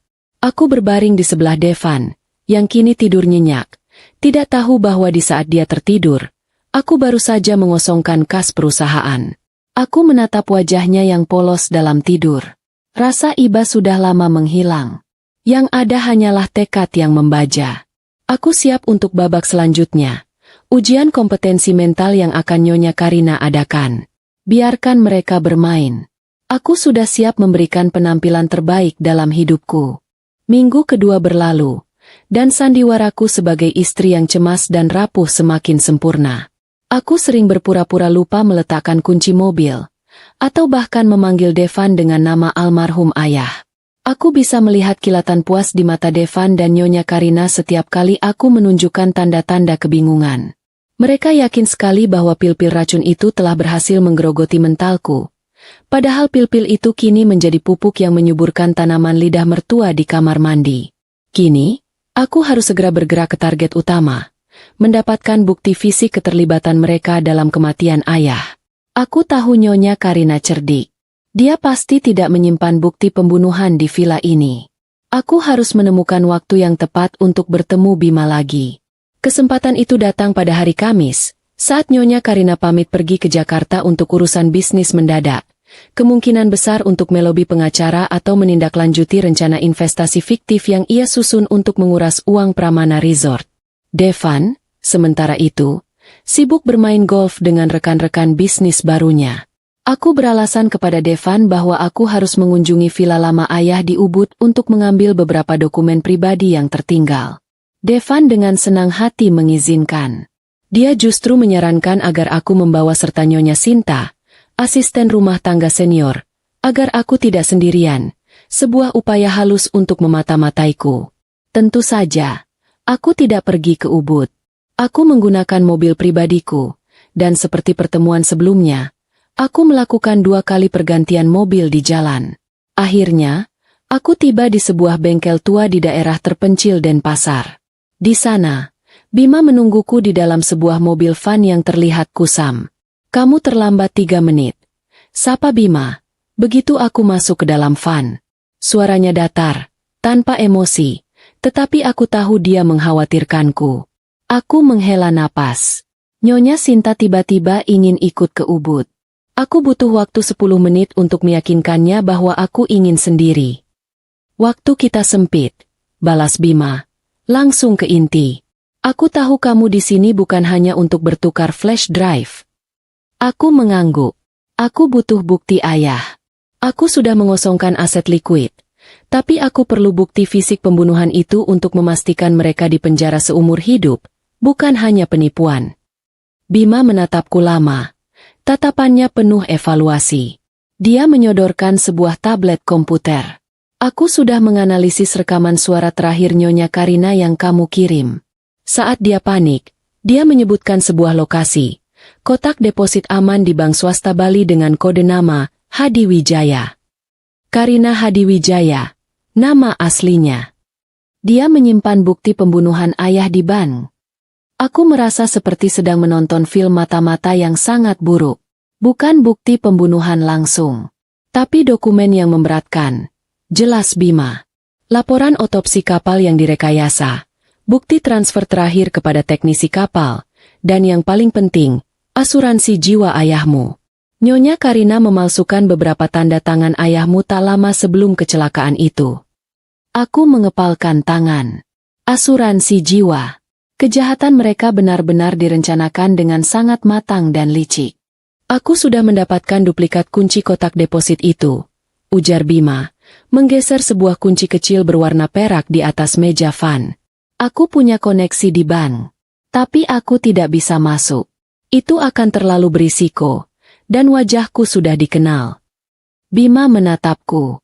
Kamu harus melakukannya, Risa. Kamu adalah satu-satunya yang bisa mendekati kotak deposit aman dengan alasan yang logis dan tanpa dicurigai. Aku menelan ludah. Merampok bank? Walaupun hanya kotak deposit. Ini adalah tindakan paling ekstrim yang pernah kulakukan. Tapi demi ayah, aku harus berani. Apa rencananya? Tanyaku. Suaraku kini terasa dingin. Bima menjelaskan dengan sangat rinci. Aku harus berpakaian layaknya pengusaha muda, bukan istri yang sedang sakit. Aku harus datang ke bank dengan ditemani seseorang yang bisa memberikan alibi yang logis. Aku akan menyiapkan alibimu, kata Bima. Aku akan memalsukan panggilan darurat dari pengacara ayahmu, memintamu segera memeriksa dokumen penting yang tertinggal. Kamu harus masuk ke ruang deposit, membuka kotaknya, memotret semua dokumen, dan segera pergi. Kita hanya punya waktu 15 menit sebelum sistem keamanan ban mulai curiga dengan aktivitas mencurigakan. Rasa takutku sudah hilang, digantikan oleh kesibukan menganalisis setiap risiko. Aku mengangguk. Aku setuju. Satu hal lagi, ujar Bima, menatapku dengan sorot mata yang sedikit melunak. Aku menemukan informasi tentang dirimu. Aku tahu kamu sangat menyayangi ayahmu, dan dia sangat bangga padamu. Jangan lakukan ini karena dendam, Risa. Lakukan ini karena keadilan. Dendam akan menghancurkanmu. Keadilan akan membebaskanmu. Kata-kata Bima menembus pertahananku. Aku menahan emosi yang tiba-tiba ingin meledak di dadaku. Keadilan. Ya, itu yang ku kejar. Aku menerima kunci perak itu dari Bima. Benda kecil itu terasa dingin dan berat, seperti beban yang harus kupikul. Bima memberiku sebuah kemeja putih dan blazer kantor yang kusut dari dalam tasnya. Ganti bajumu sekarang. Aku akan mengantarmu sampai gerbang bank. Setengah jam kemudian, aku berjalan memasuki lobi bank swasta Bali. Aku tidak lagi mengenakan gaun sutra. Aku mengenakan pakaian kerja, rambutku kuikat ke belakang, dan wajahku tidak menunjukkan sedikit pun ketakutan. Aku adalah pewaris Pramana Resort, datang untuk mengurus urusan mendesak. Aku berhasil sampai di ruang kotak deposit aman. Dengan alasan gugup dan tekanan waktu, aku berhasil meyakinkan petugas bank untuk membiarkanku sendirian di dalam bilik kecil itu, hanya dengan sebuah alasan konyol tentang dokumen yang sangat sensitif. Kunci perak dari Bima bekerja sempurna. Pintu besi kotak deposit berlabel Hadi Wijaya terbuka dengan bunyi klik pelan. Di dalamnya, tersusun rapi beberapa dokumen yang diselimuti map plastik tebal. Aku tidak membuang waktu. Aku mengeluarkan ponsel rahasia, menyalakan mode kamera. Foto pertama, laporan otopsi rekayasa kapal Ayah, ditandatangani oleh seorang teknisi bayaran. Foto kedua, bukti transfer Devan ke rekening teknisi itu, dengan keterangan, biaya pelunasan utang mendesak. Foto ketiga, yang paling menyakitkan, polis asuransi jiwa ayahku, dengan nama Nyonya Karina sebagai ahli waris kedua, ditandatangani sebulan sebelum kecelakaan. Tanda tangan ayahku sedikit berbeda, sedikit gemetar. Nyonya Karina yang memalsukannya. Aku memotret setiap halaman, setiap detail, setiap angka. Jantungku berdetak kencang, bukan karena takut tertangkap, tetapi karena luapan kepastian. Aku tidak salah. Ayahku dibunuh. Dan aku, di malam pernikahanku, hampir tewas di tangan anak dari pembunuhnya. Aku selesai dalam waktu kurang dari 10 menit. Aku memasukkan kembali semua dokumen ke dalam kotak, menguncinya rapat, lalu berjalan keluar dari bilik kecil itu dengan kepala tegak. Aku tersenyum pada petugas bank, berterima kasih atas bantuannya, dan berjalan keluar dari lobi bank, membawa kebenaran paling gelap di tanganku. Bima sudah menungguku di mobil, tidak jauh dari bank. Begitu aku masuk, aku tidak mengucapkan sepatah kata pun. Aku hanya menyerahkan ponsel rahasia itu padanya. Sudah kudapatkan semuanya, Bima, kataku, suaraku serak. Bima mengambil ponsel itu, melihat rentetan foto yang baru kupotret. Ia mengangguk pelan. Tidak ada ekspresi terkejut di wajahnya. Dia sudah menduga ini. Sekarang, kata Bima, matanya menatapku lurus. Kita sudah punya bukti pembunuhan berencana. Kita bisa memenjarakan mereka kapan saja. Aku menatap Bima. Rasa lega memang ada, tetapi tidak ada kepuasan. Aku ingat kata-kata Nyonya Karina. Mereka harus kehilangan segalanya. Tidak sekarang, kataku. Kini suaraku mantap dan dingin, persis seperti yang Bima ajarkan. Aku sudah memindahkan aset Pramana. Sekarang, kita biarkan mereka menandatangani perjanjian investasi fiktif itu. Biarkan mereka mengira mereka sudah menguasai segalanya. Sebelum akhirnya, aku menghancurkan mereka di depan umum. Bima tersenyum tipis. Sebuah senyum persetujuan. Aku tidak lagi tampak seperti pengantin yang rapuh. Aku kini terlihat seperti musuh yang paling menakutkan bagi Nyonya Karina dan Devan. Permainan akan segera dimulai, kata Bima. Dan kita sudah memegang kartu asnya. Aku kembali ke villa dengan topeng rapuh yang semakin meyakinkan. Padahal di dalam tas kerjaku tersimpan bukti keterlibatan Devan dan Nyonya Karina dalam pembunuhan berencana. Suasana di villa terasa seperti ketenangan sebelum badai. Devan tampak sedikit gelisah, sering mengecek ponselnya, menanti sinyal dari ibunya. Sementara Nyonya Karina, yang baru kembali dari Jakarta, tampak cerah dan penuh percaya diri. Aku tahu mereka sedang menyusun serangan finansial mereka. Proyek investasi fiktif yang dirancang untuk menguras uang tunai Pramana Resort. Mereka tidak tahu bahwa aku sudah lebih dulu mengamankan aset likuid perusahaan ke Yayasan Amal Ayah yang tersembunyi. Sore itu, Devan masuk ke kamar, membawa berkas tebal yang dibungkus sampul mewah, lengkap dengan logo perusahaan palsu. Senyumnya begitu lebar, begitu puas, hingga aku harus mengerahkan seluruh tenaga untuk tidak tertawa di depannya. Sayang, lihat ini, kata Devan. Nadanya antusiasme yang dibuat-buat. Aku mendapatkan tawaran bisnis yang sangat menguntungkan. Sebuah proyek resor mewah di Lombok. Keuntungannya bisa melipat gandakan modal kita dalam setahun. Aku mengambil berkas itu, berpura-pura membacanya dengan tatapan kosong dan bingung. Aku menyipitkan mata, seolah kesulitan memahami istilah-istilah bisnis yang rumit. Ini adalah bagian dari aktingku, istri yang terlalu sakit untuk berpikir logis. Lombok? Tanyaku. Nadaku terdengar ragu dan sedikit cemas. Mas, aku rasa kita tidak boleh terburu-buru. Ayah selalu bilang, Investasi properti harus dianalisis matang-matang. Devan langsung panik. Rencananya tidak boleh gagal di sini. Tidak, sayang. Aku sudah menganalisisnya. Ini emas murni. Aku sudah berbicara dengan pakar. Kamu tidak perlu khawatir. Ini adalah kesempatan bagus untuk menunjukkan kepada Dewan Direksi bahwa kamu, sebagai pewaris, mampu mengambil keputusan besar dan berani. Dia mengeluarkan pena mahal, lalu menunjuk ke bagian bawah halaman terakhir, tempat tanda tanganku sebagai komisaris utama diperlukan untuk persetujuan pencairan dana awal. Tanda tangani saja di sini. Aku akan mengurus sisanya. Anggap saja ini hadiah malam pertama kita, sayang. Mendengar dia menyebut penipuan ini sebagai hadiah malam pertama, perutku bergejolak jijik. Aku tahu proyek itu adalah jebakan maut yang dirancang Bima dengan bantuan koneksi intelijennya. Tanah yang mereka tawarkan adalah kawasan lindung yang mustahil dikembangkan. Kontrak ini, setelah ditandatangani, akan membuat Devan bertanggung jawab penuh atas kerugian dan hutang. Aku mengangkat dagu, menatap matanya yang kini memancarkan keserakahan yang tidak terselubung. Aku menahan diri untuk tidak menghinanya. Baiklah, Mas, kataku, suaraku pelan, seolah aku sudah lelah melawan. Aku percaya padamu. Aku mengambil pena itu. Jantungku berdebar kencang, bukan karena takut, melainkan karena kesenangan melihat perangkapku sendiri akan ditutup.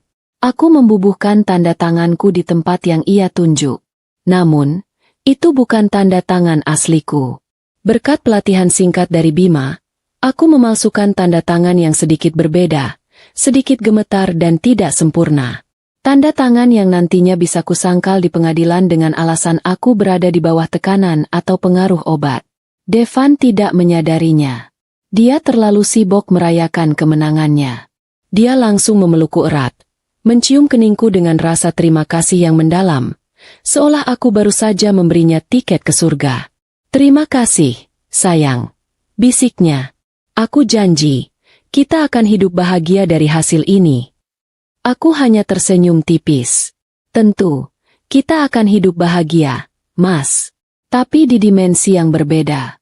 Setelah Devan bergegas pergi untuk mengirimkan berkas yang sudah ditandatangani itu kepada antek-antek Nyonya Karina, aku segera mengirim pesan ke Bima. Kontrak sudah ditandatangani. Segera implementasikan rencana investasi fiktif. Bima membalas singkat. Siap. Kini, yang harus kulakukan hanyalah menunggu. Menunggu racun keserakahan mereka bekerja. Beberapa hari kemudian, Nyonya Karina mulai mengeluh tentang keretakan dalam aliansinya dengan Devan. Aku mendengarkan melalui rekaman suara Bima. Devan, yang merasa dirinya lebih cerdas, mulai mempertanyakan rencana-rencana Nyonya Karina. Proyek Lombok ini lambat sekali pencairan dananya. Keluh Devan. Aku butuh uang tunai sekarang. Utangku sudah mencekik. Sabar, Devan. Balas Nyonya Karina tajam. Uang itu akan cair, tapi butuh proses. Kamu harus mempertahankan citra suami yang ideal di depan Risa. Jangan sampai kamu membuatnya curiga. Aku tersenyum dingin di kamarku. Aku tahu kenapa pencairan dana itu lambat. Bima sengaja menciptakan birokrasi yang sangat rumit, menunda-nunda prosesnya, sementara di saat yang sama, ia mengirimkan sinyal kepada para penagih utang Devan bahwa target mereka kini memiliki dana tak terbatas. Aku memutuskan untuk menanam benih kecurigaan baru. Saat makan malam, dengan Nyonya Karina dan Devan di meja, aku sengaja menjatuhkan garpu peraku ke lantai. Ya Tuhan! Teriakku, berlebihan. Aku minta maaf. Aku melihat sesuatu. Nyonya Karina dan Devan langsung bereaksi. Melihat apa, Risa? Tanya Devan panik, mengira aku mulai berhalusinasi. Aku melihat garpu itu bergerak sendiri. Kataku, mataku bergetar, memaksakan air mata keluar. Tapi, itu bukan yang membuatku takut, Mas. Tadi malam, aku mendengar Mas bicara di telepon. Mas menyebutkan nama Clara. Seketika, ruangan menjadi hening. Aku bisa melihat Nyonya Karina memelototi Devan. Clara adalah nama mantan tunangan Devan, Seorang sosialita yang dicampakkan Nyonya Karina karena tidak cukup kaya untuk menyelamatkan keluarga mereka. Nyonya Karina selalu cemburu pada Clara, bahkan jauh sebelum aku hadir. "Clara?" ulang Nyonya Karina. Suaranya mengandung bahaya. "Siapa Clara?" "Devan." Devan tampak pucat pasi. "Tidak, Ma. Aku tidak menelepon siapapun. Risa hanya berhalusinasi. Obatnya sudah mulai bekerja." "Tapi, Mas," kataku, dengan suara penuh kepolosan yang mematikan. "Mas bilang Mas lebih mencintai Clara. Mas bilang Mas bosan diatur-atur oleh wanita berkuasa." Aku menatap Nyonya Karina. Aku tahu kalimat itu akan memicu bom. Wajah Nyonya Karina seketika berubah merah padam. Dia melempar serbetnya ke meja, menatap Devan dengan tatapan penuh kebencian. "Aku sudah bilang, Devan, jaga sikapmu. Jangan pernah sebut nama wanita itu." "Ma, aku tidak tahu apa yang Risa bicarakan. Dia sakit," teriak Devan, putus asa. Perdebatan mereka berubah menjadi pertengkaran sengit yang membuat villa yang sunyi itu bergemuruh. Aku, sang wanita sakit, yang menjadi pemicunya, hanya duduk diam, memandang mereka dengan tatapan polos. Aku telah berhasil menaburkan benih keraguan. Aliansi mereka, yang dibangun di atas keserakahan, kini mulai retak karena kecemburuan dan ketidakpercayaan. Musuh yang saling bertikai adalah keuntungan terbesar bagiku. Aku menghabiskan supku, menikmati pertunjukan kehancuran mereka. Kini, semua sudah siap. Aset aman. Bukti pembunuhan sudah direkam. Dan jebakan hutang sudah ditandatangani. Aku tahu, Nyonya Karina tidak akan sabar lebih lama lagi. Dia akan segera memaksa diadakannya ujian kompetensi mental untuk mengakhiri drama ini secepatnya. Aku menanti, siap untuk memberikan penampilan terakhirku. Keesokan paginya, suasana di villa terasa seperti medan perang yang dingin. Devan dan Nyonya Karina nyaris tidak bertegur sapa. Dampak dari pertengkaran hebat tadi malam masih terasa jelas. Namun, aliansi mereka mengalahkan perselisihan pribadi. Mereka tahu waktu mereka hampir habis, terutama setelah Devan menerima ancaman serius dari penagih utang yang kini semakin agresif. Nyonya Karina memutuskan untuk bertindak cepat. Saat sarapan, ia duduk di hadapanku dengan ekspresi prihatin yang dibuat-buat. "Risa, nak, ibu sangat mengkhawatirkan kondisimu. Semalam kamu berhalusinasi lagi, menyebut nama yang tidak ada. Ibu tidak bisa melihat kamu menderita seperti ini." Aku menundukkan kepala, membiarkan rambutku menutupi wajah. Aku menanggapi dengan suara lemah dan serak. "Aku juga takut, Bu. Aku merasa kepalaku sering kosong." "Itu karena tekanan bisnis," seru Nyonya Karina. Nadanya kini penuh semangat, persis seperti yang kuharapkan. "Kamu harus istirahat total. Demi kebaikanmu, Ibu dan Devan sudah memanggil seorang ahli kejiwaan terbaik. Dia akan datang siang ini untuk memberimu diagnosa resmi. Nak, jangan khawatir, kami akan merawatmu." Aku mengangkat wajahku. Mataku tampak kosong. "Seorang ahli?" "Ya," sahut Devan. Senyum liciknya kembali muncul, mengira dia sudah memegang kendali penuh.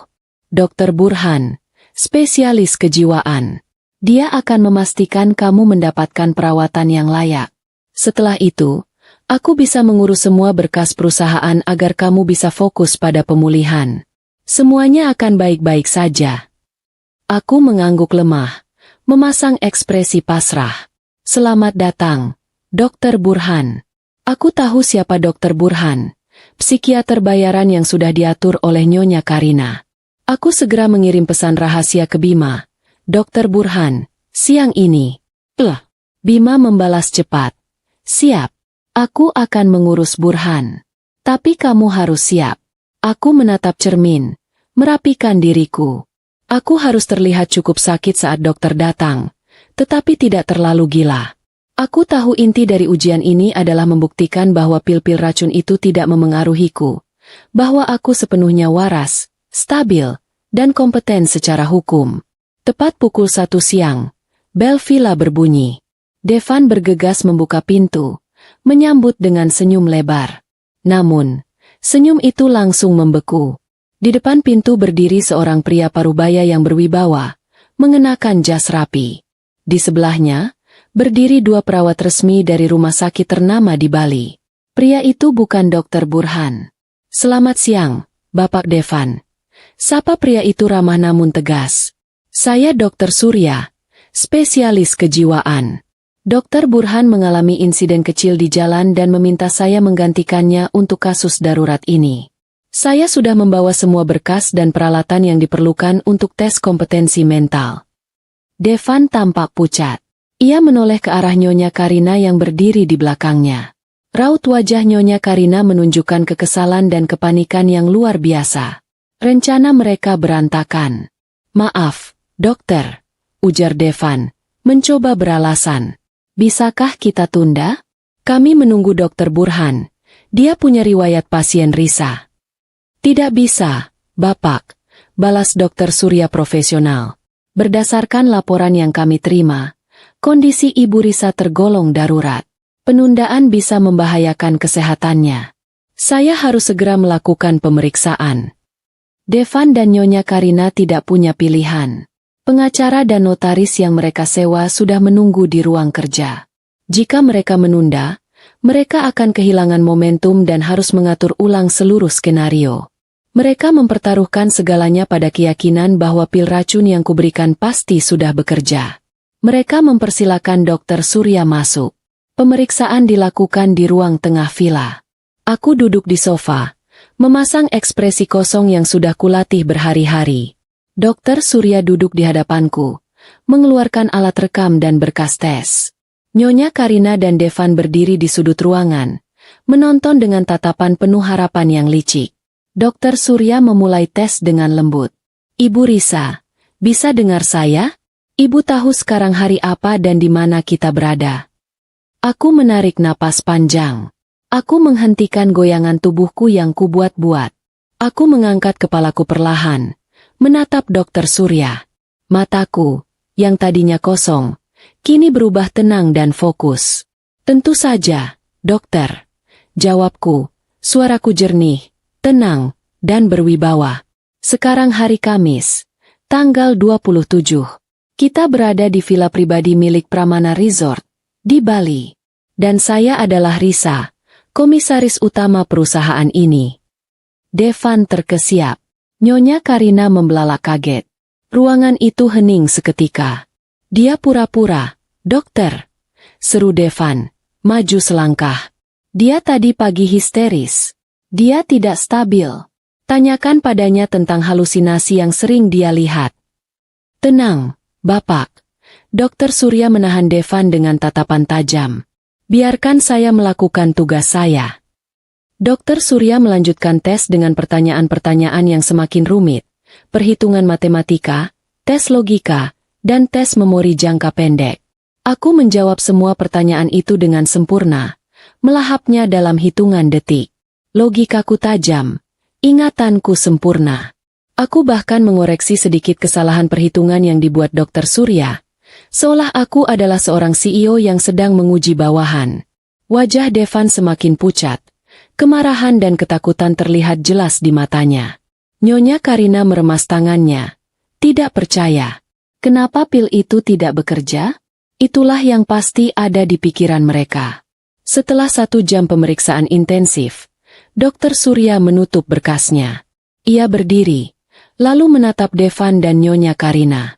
"Berdasarkan pemeriksaan menyeluruh yang saya lakukan," ujar Dokter Surya dengan nada tegas, "Ibu Risa berada dalam kondisi kesehatan mental yang prima. Kesadarannya 100% utuh, kognitifnya sangat baik, bahkan di atas rata-rata. Tidak ada indikasi depresi, skizofrenia, atau gangguan delusi seperti yang kalian laporkan." Dunia Devan dan Nyonya Karina runtuh. Rencana mereka hancur berkeping-keping. "Saya akan membuat surat keterangan sehat jasmani dan rohani untuk Ibu Risa," lanjut Dokter Surya. "Dengan surat ini, beliau sepenuhnya cakap hukum untuk mengelola aset dan perusahaan sendiri. Permohonan perwalian yang kalian ajukan tidak memiliki dasar medis." Devan menatapku dengan tatapan tidak percaya yang bercampur kebencian. Dia maju menghampiriku. Wajahnya merah padam. Dokter Surya dan para perawat mulai meninggalkan ruangan, memberi kami sedikit privasi yang mencekik. Aku berdiri. Aku berjalan mendekati Devan. Langkahku anggun, tetapi mematikan. Aku berhenti tepat di depannya. Aku berjinjit sedikit, mendekatkan bibirku ke telinga suamiku yang kini gemetar. Dengan suara bisikan yang lembut, namun menusuk hingga ke tulang sumsum, aku berkata, "Teh herbal buatan ibumu rasanya agak pahit, Mas. Jadi, sejak hari pertama kamu membuatnya, aku selalu membuangnya ke pot tanaman." Lidah mertua di kamar mandi kini tumbuh subur. Tapi kasihan, dia keracunan pilmu. Bukan aku. Wajah Devan memucat pasi. Darah seolah terkuras habis dari kepalanya. Ia menatapku. Matanya dipenuhi teror murni. Selama ini, aku melanjutkan. Senyum dingin terukir di bibirku. Aku hanya bermain peran, Mas. Dan kamu adalah penonton yang paling mudah dibodohi.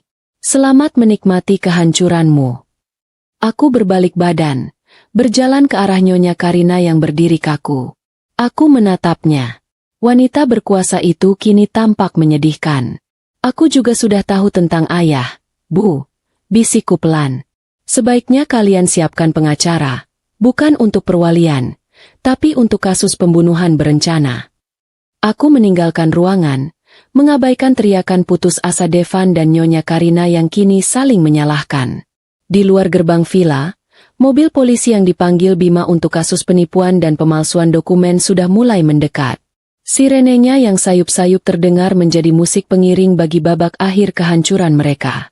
Perangkap halusinasi yang mereka siapkan telah menjadi kuburan bagi diri mereka sendiri. Dunia Devan dan Nyonya Karina telah hancur dalam hitungan jam setelah kedatangan Dokter Surya. Devan, dalam kepanikan, mencoba melarikan diri, tetapi mobil polisi yang dipanggil Bima sudah lebih dulu tiba di gerbang villa. Mereka ditangkap, bukan atas kasus pembunuhan ayahku, yang memerlukan penyelidikan forensik lebih lanjut, melainkan atas tuduhan penipuan, pemalsuan dokumen asuransi, dan percobaan penggelapan dana perusahaan Pramana Resort. Namun, aliansi mereka dan koneksi Nyonya Karina masih memiliki kekuatan. Berkat pengacara licik yang bekerja sangat cepat dan jaminan uang tunai yang sangat besar, hasil penjualan beberapa aset pribadi Karina yang tersisa, mereka berhasil mengajukan penangguhan penahanan sementara. Keduanya dilepaskan, tetapi ditetapkan sebagai tahanan kota dan wajib lapor. Mereka bebas, tetapi hancur.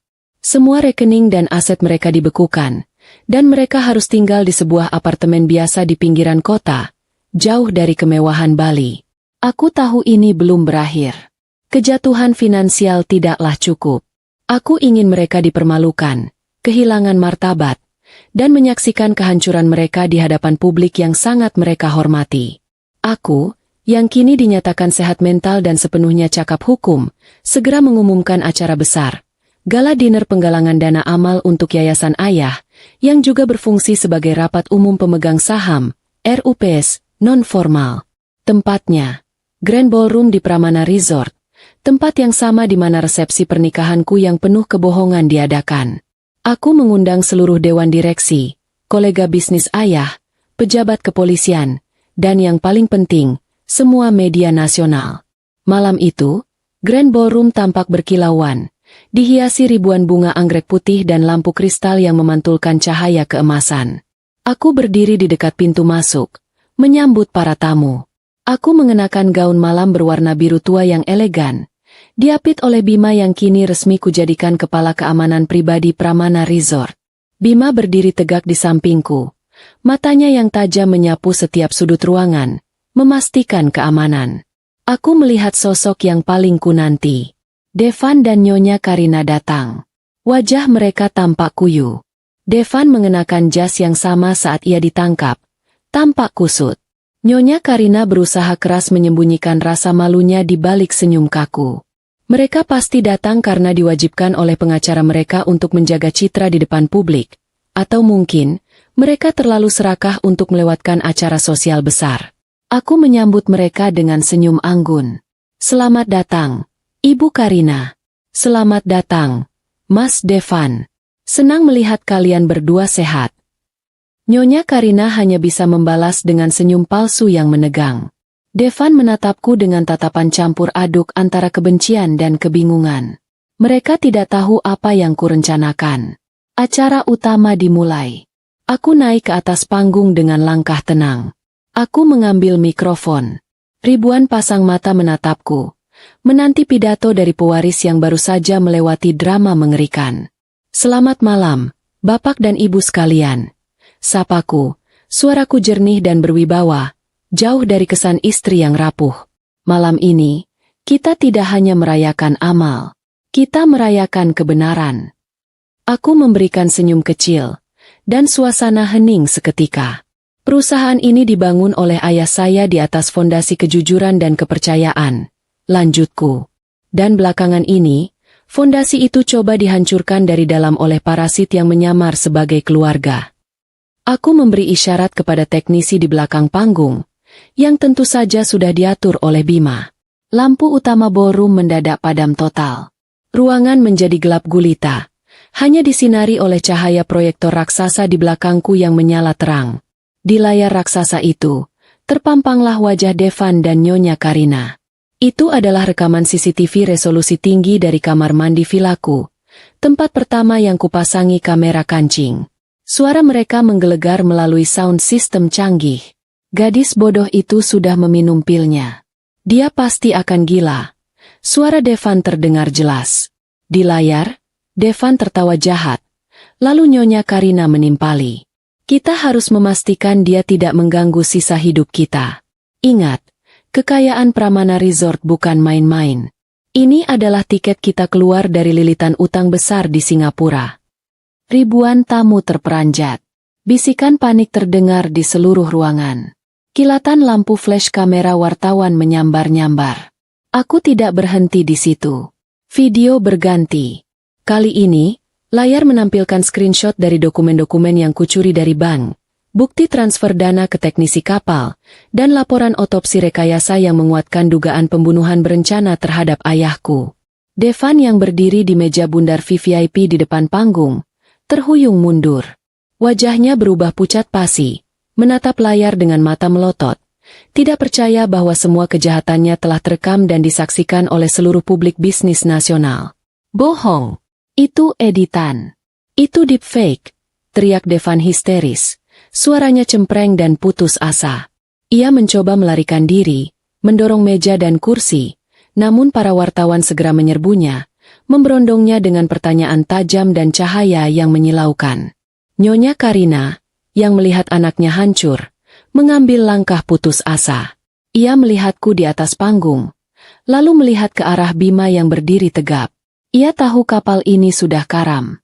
Dengan wajah penuh dendam dan kemarahan, Nyonya Karina meraih sebuah botol anggur mahal di atas meja, mengangkatnya tinggi-tinggi, dan berlari menerjang ke arah panggung, berteriak histeris. Dasar anak sialan! Aku akan membunuhmu. Gerakan Nyonya Karina begitu cepat. Bima bergerak lebih cepat. Dalam hitungan detik, Bima menerjang, memotong jalur Nyonya Karina. Nyonya Karina melayangkan botol anggur itu, namun Bima berhasil menangkisnya. Botol itu pecah, serpihan kaca dan anggur merah memercik kemana-mana, tapi Bima berhasil mengunci lengan Nyonya Karina di belakang punggungnya. Keributan itu menjadi tontonan memalukan. Devan, yang melihat ibunya dipegang oleh pengawal pribadiku, berteriak panik, mencoba menerobos kerumunan wartawan untuk membantu ibunya. Tepat pada saat kekacauan mencapai puncaknya, pintu ballroom terbuka lebar. Puluhan polisi berseragam lengkap, yang telah disiagakan Bima, merangsek masuk. Devan Kusuma dan Karina Hadiwijaya, kalian ditangkap atas dasar dugaan penipuan, penggelapan dana, dan percobaan pembunuhan, seru komandan polisi dengan lantang. Devan yang terpojok dan dipermalukan habis-habisan kehilangan akal sehatnya. Dia mencoba meninju petugas, melawan dengan liar. Nyonya Karina juga meraung-raung, mencoba melepaskan diri dari cengkeraman Bima. Bima hanya menyerahkan wanita itu kepada polisi, setelah sebelumnya mengamankan beberapa perabot yang pecah.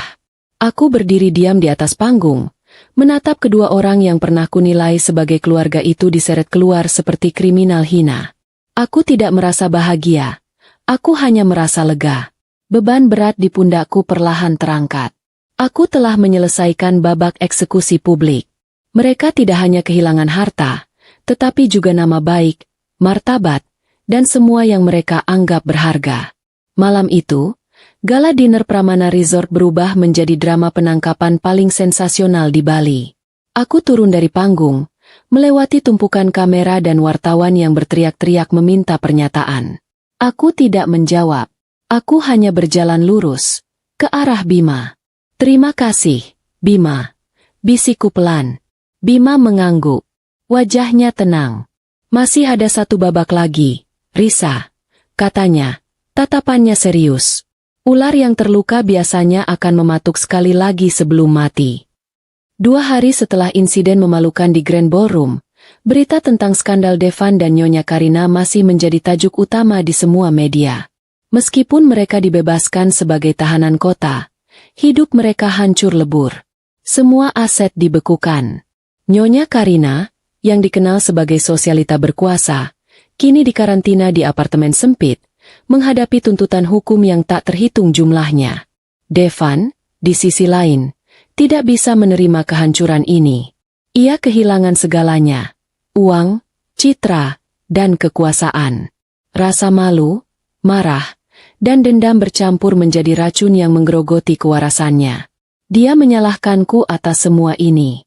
Menurut logika bengkoknya, jika saja aku tetap menjadi istri bodoh yang penurut, semua ini tidak akan terjadi. Aku tahu, Bima benar. Ular yang terluka akan mematuk. Aku dan Bima memperketat keamanan di villa.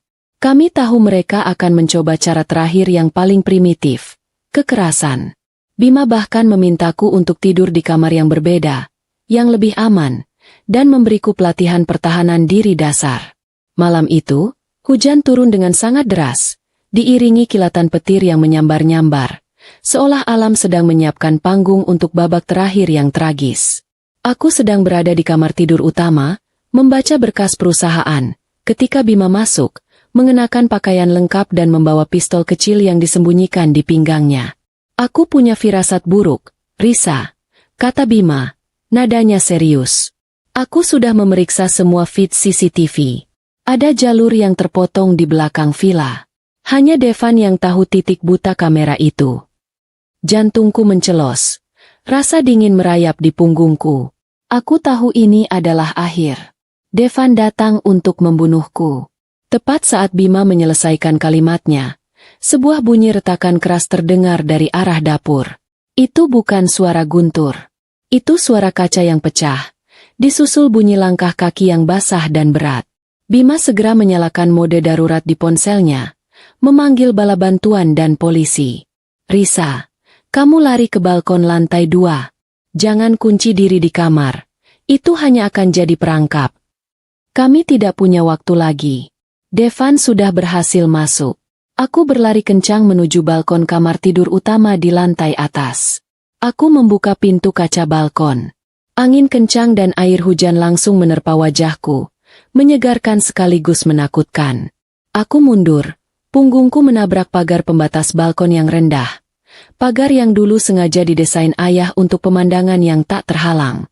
Aku menoleh. Devan muncul dari balik pintu kamar. Ia basah kuyup, rambutnya acak-acakan, matanya merah menyala seperti setan yang kerasukan.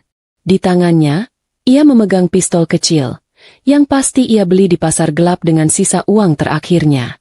"Sini kamu, Ratu Harta," teriak Devan. Suaranya pecah dan dipenuhi kegilaan. "Kita mati bareng-bareng. Aku tidak akan membiarkanmu menang." "Devan, berhenti!" teriakku. Meski ketakutan, aku berusaha menjaga suaraku agar tetap tegas. Semuanya sudah berakhir. Menyerahlah. Berhenti bicara omong kosong.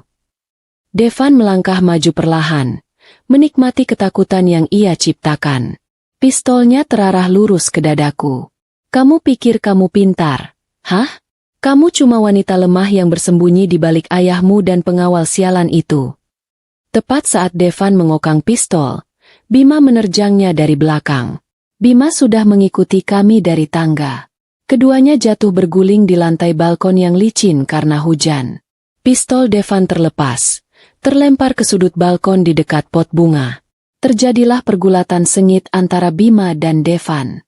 Bima terlatih, tapi Devan, didorong oleh adrenalin dan keputusasaan, bertarung secara liar. Devan berhasil menendang perut Bima. Bima mengerang kesakitan dan pegangannya terlepas. Devan bangkit dengan sempoyongan. Matanya mencari pistolnya. "Risa, lari!" teriak Bima, yang kini hanya bisa bersandar lemah di dinding, berusaha menghentikan pendarahan kecil dari luka lamanya yang terbuka lagi. Aku melihat Devan sudah meraih gagang pistol itu. Dia akan menembak Bima terlebih dahulu. Aku tahu ini adalah momennya. Jika aku lari, Bima akan mati. Jika aku diam, aku juga akan mati. Aku teringat semua penghinaan, rencana pembunuhan ayah, dan semua kepura-puraan yang kujalani. Kekuatan entah dari mana merasuki tubuhku. Aku mengambil langkah cepat, tanpa keraguan. Saat Devan baru setengah berdiri dan belum sempat membidik pistolnya dengan benar, aku berlari menerjang. Aku tidak memukul. Aku melakukan tendangan front kick sekuat tenaga menggunakan tumit sepatuku. Tendangan itu mendarat telak di ulu hati Devan. Aku segera mendorong bahunya dengan keras. Posisi Devan yang tidak seimbang di lantai yang licin, ditambah hantaman mendadak dari istrinya yang ia anggap lemah, membuatnya terhuyung ke belakang. Kakinya terpeleset. Tubuhnya melayang melewati pagar balkon yang rendah. "Risa A!" teriak Devan panjang saat gravitasi menarik tubuhnya. "Braa!" Terdengar suara hantaman keras dan menyakitkan dari lantai bawah, disusul bunyi metal yang terdistorsi. Devan mendarat di atas atap mobil SUV yang diparkir Bima di bawah, sebelum akhirnya terguling jatuh ke atas paving block. Pistolnya meletus sekali ke udara tanpa arah sebelum terlepas. Suasana hening seketika. Hanya suara hujan yang tersisa. Aku berdiri terpaku di pinggir balkon, napasku memburu, menatap ke bawah. Tubuh Devan tergeletak dalam posisi aneh, mengerang kesakitan, tetapi masih bergerak. Dia tidak mati, tetapi kakinya jelas patah parah. Bima, meskipun kesakitan, berhasil bangkit. Ia berjalan tertatih-tatih ke arahku, memegangi bahuku. "Kamu hebat, Risa," bisiknya. "Dia tidak akan kemana-mana." Dari kejauhan, sirine mobil polisi meraung-raung mendekat, memecah keheningan malam yang basah. Cahaya merah biru mereka mulai memantul di dinding-dinding villa. Aku menatap ke bawah, ke arah sosok menyedihkan yang sedang merintih di tengah hujan dan lumpur. Sang raja telah runtuh, dijatuhkan oleh ratu yang ia remehkan. Aku tidak lagi merasa takut. Yang kurasakan hanyalah rasa lega yang mendalam. Keadilan, melalui tanganku sendiri, akhirnya ditegakkan. Ambulan dan iring-iringan mobil polisi segera memenuhi halaman villa yang basah. Di tengah guyuran gerimis, petugas medis dan polisi bergerak cepat. Devan, yang kakinya patah parah, diseret dengan tandu. Rintihan kesakitannya adalah musik bagi keadilan yang selama ini ku kejar. Aku berdiri di teras, dilindungi oleh atap, ditemani Bima yang lengannya sudah dibalut perban darurat. Aku menyaksikan semua itu tanpa rasa sesal. Devan, yang dulu selalu klimis dan arogan, kini terlungkup di tanah becek. Pakaiannya kotor, martabatnya hancur. Komandan polisi menghampiriku, memberikan hormat singkat. "Ibu Risa, Bapak Devan akan segera dibawa ke rumah sakit polisi.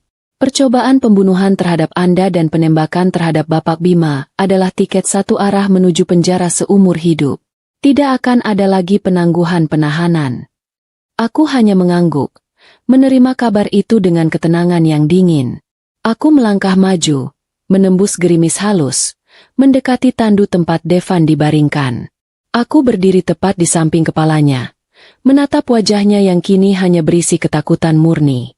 Aku perlahan mengangkat tangan kiriku, memperlihatkan cincin kawin emas bertahta berlian yang masih melingkar di jari manisku, simbol ikatan suci yang dibangun di atas darah dan kebohongan.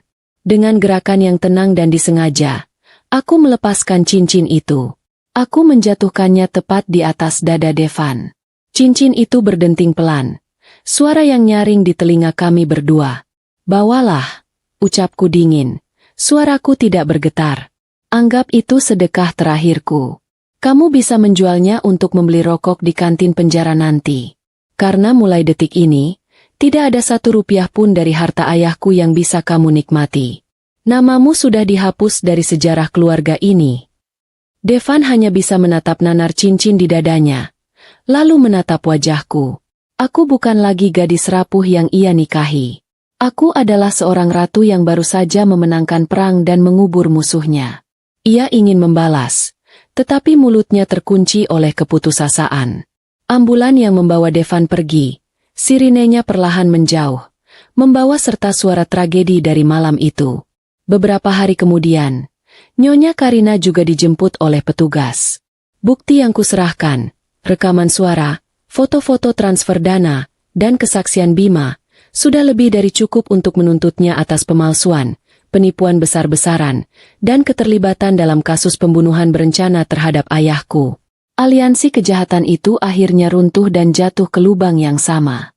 6 bulan berlalu. Musim telah berganti, begitu juga dengan hidupku. Keadilan ditegakkan. Di ruang sidang yang sesak, Devan dan Nyonya Karina dijatuhi hukuman pidana penjara seumur hidup.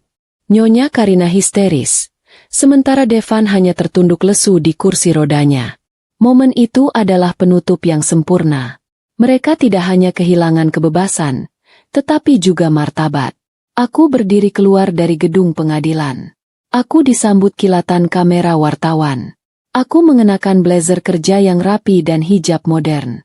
Aku tersenyum percaya diri. Aku bukan lagi korban. Aku adalah penyintas. Aku adalah pemimpin Pramana Resort. Di bawah kepemimpinanku, Pramana Resort berkembang pesat. Aku membersihkan manajemen dari sisa-sisa antek Devan dan Nyonya Karina. Aku dikenal sebagai pemimpin yang tegas, tetapi juga adil dan berempati. Aku mengembalikan kehormatan ayahku. Sore itu, sepulang dari kantor, aku mengunjungi makam ayah. Aku meletakkan bunga lili putih segar di atas nisannya. Angin sore bertiup lembut, seolah ayah sedang membelai rambutku. Ayah, semuanya sudah selesai. Bisikku pelan. Mereka sudah mendapatkan hukuman yang pantas. Risa baik-baik saja. Mereka pasti bangga padamu. Sebuah suara bariton yang familiar terdengar dari belakangku. Aku menoleh dan tersenyum. Bima berdiri di sana. Dia tidak lagi mengenakan pakaian serba hitam misterius. Dia terlihat lebih santai dengan kemeja kasual. Bekas luka tembak di lengannya sudah sembuh. Kamu sudah lama di sini? Tanyaku. Baru saja, jawab Bima, menyerahkan sebuah map.